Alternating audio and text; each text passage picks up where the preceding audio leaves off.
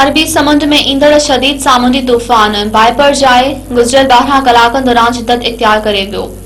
सामूंडी तूफ़ान मकरान ऐं ओमान सां गॾु भारत जे गुजरात ऐं सिंध जे सामूंडी पटीअ सां टकराइण जो इम्कान आहे। मौसमियात खाते तरफ़ां जारी कयल एडवाइज़री मुताबिक़ वाइपर जाए गुज़िरियल 12 कलाक दौरान वधीक शिदत इख्तियार करे वियो आहे ऐं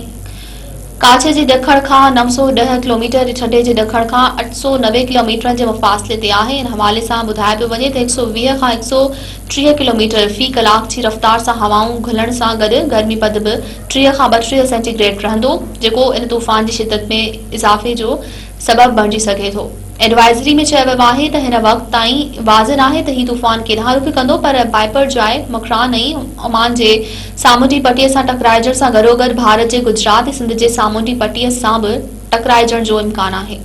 इन गैर यकीनी वारी सूरतहाल में ईंदड़ 18 खां 24 कलाकनि दौरान सिस्टम उत्तर खां ओलह जो रुख़ करण जो इम्कान आहे ऐं कराची में इन जी निगरानी कई पई वञे।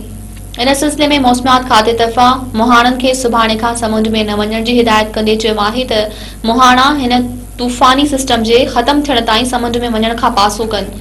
छाकाणि त अरबी समुंड में सूरतहाल वधीक ख़राब थी वेंदी ऐं इन जूं वॾियूं लहरियूं पैदा थींदियूं। सामूंडी तूफ़ान जे इम्कान खे नज़र में रखंदे सिंध ऐं मकरान जे सामूंडी पटीअ में 13 जून ते शाम जो शदीद बरसातुनि जो इम्कान ज़ाहिर कयो वियो आहे, जॾहिं त तेज़ हवाउनि हलण सबबि कमज़ोर इमारतुनि ऐं बिलबोर्डनि वग़ैरह खे बि नुक़सान पहुचण जो ख़दशो आहे।